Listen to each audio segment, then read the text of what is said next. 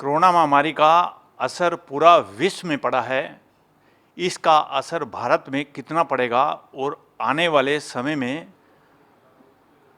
क्या परिणाम सामने आने वाले हैं, इस समय मेरे साथ हैं अजय चौटाला। इनसे जानते हैं। जी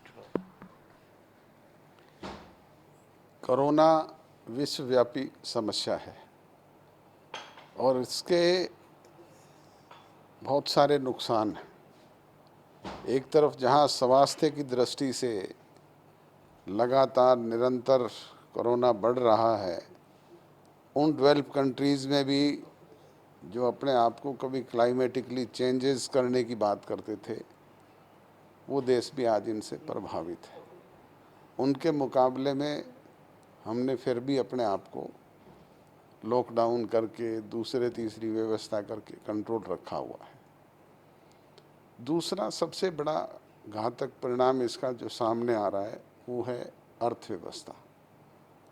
अंतर्राष्ट्रीय स्तर पे अर्थव्यवस्था इस मामले में गड़बड़ा रही है। इसके भी भयंकर परिणाम सामने आएंगे। आज जो टूरिज्म पे डिपेंड करते हैं जो कंट्रीज़, ये आज की स्थिति में भी ठीक हो जाए तो भी वो अगले 1-1.5 साल 2 साल सरवाइव नहीं कर पाएंगे। चाइना जैसे जो कंट्रीज़ हैं जो कंज्यूमर गुड्स बनाते हैं, इलेक्ट्रॉनिक आइटम बनाते हैं, उनकी स्थिति भी कोई और ज़्यादा बेहतर होने वाली नहीं। ऐसी स्थिति में विश्वव्यापी आप निगाह दौड़ा करके देखें तो हिंदुस्तान में एक उम्मीद की किरण नज़र आती है। हम इस स्थिति में अपने आप को औद्योगिक क्रांति ला करके अपने आप को उभार सकते हैं। चौटाला साहब, जिस तरह की आपके बेटे के पास इंडस्ट्री विभाग है और आपको भी काफ़ी एक्सपीरियंस है, तो कौन कौन सा कंट्री जो है भारत में निवेश कर सकता है? आपने कई कंट्री का दौरा भी किया है अपने वक्त रहते हुए। बहुत सारे देश ऐसे हैं, चाइना से भी बहुत सारी इंडस्ट्रीज़ उठेंगी। उनके पास अल्टरनेट कोई और दूसरा नज़र नहीं आता, हिंदुस्तान ही है। इसी तरीके से दूसरे जो और डेवलप कंट्रीज़ हैं उनसे भी इंडस्ट्री हमारे यहाँ पे आएगी, तो इसका फ़ायदा निश्चित तौर पे हमें मिलेगा। चौटाला साहब, जो भारतीय हैं जो विदेशों में बसे हुए हैं और कईयों ने वहाँ व्यापार भी किया है, वो एक इंडिया के सिस्टम से तंग आकर गए थे। तो अगर वही सिस्टम दोबारा उनको भारत में मिलेगा तो कैसे वो भारत में निवेश करेंगे? इसके लिए सरकारों को काफ़ी सुधार करना पड़ेगा।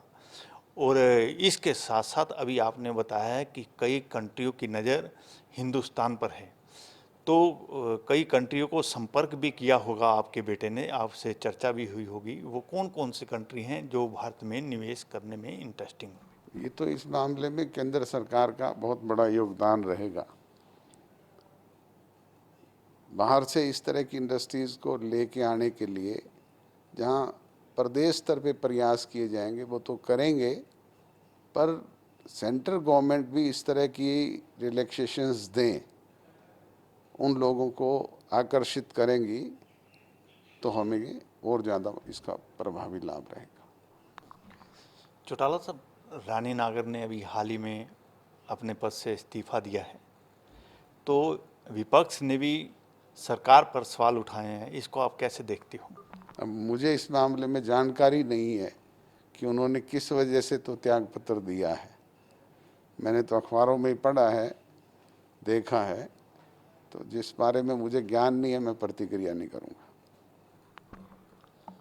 चौटाला साहब, और ऐसे क्या सुझाव हो सकते हैं कि जिससे इंडस्ट्री आगे फले फूले और आसानी से हरियाणा में निवेश आ सके?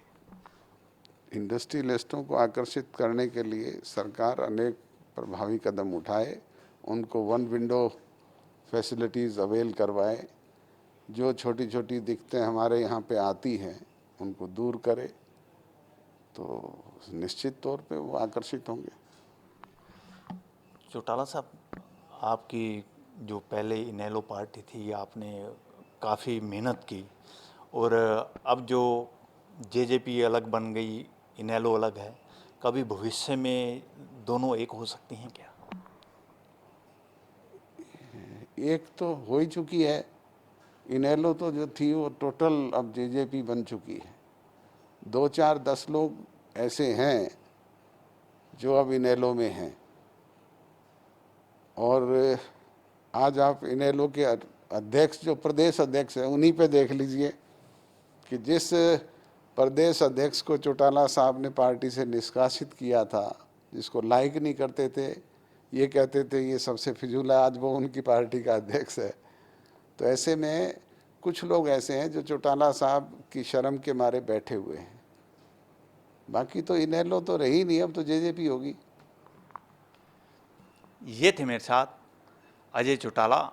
इन्होंने कहा है कि हरियाणा में निवेश जभी आ सकता है जब हरियाणा को कुछ सुधार करना पड़ेगा और कुछ व्यापारियों को सुविधा देनी पड़ेगी। इसके साथ साथ इन्होंने ये भी बताया कि इनेलो पार्टी में चंद लोग रह गए हैं और बाकी लोग जो हैं जेजेपी में शामिल हो गए हैं। Anil Kumar, total news, Chandigarh.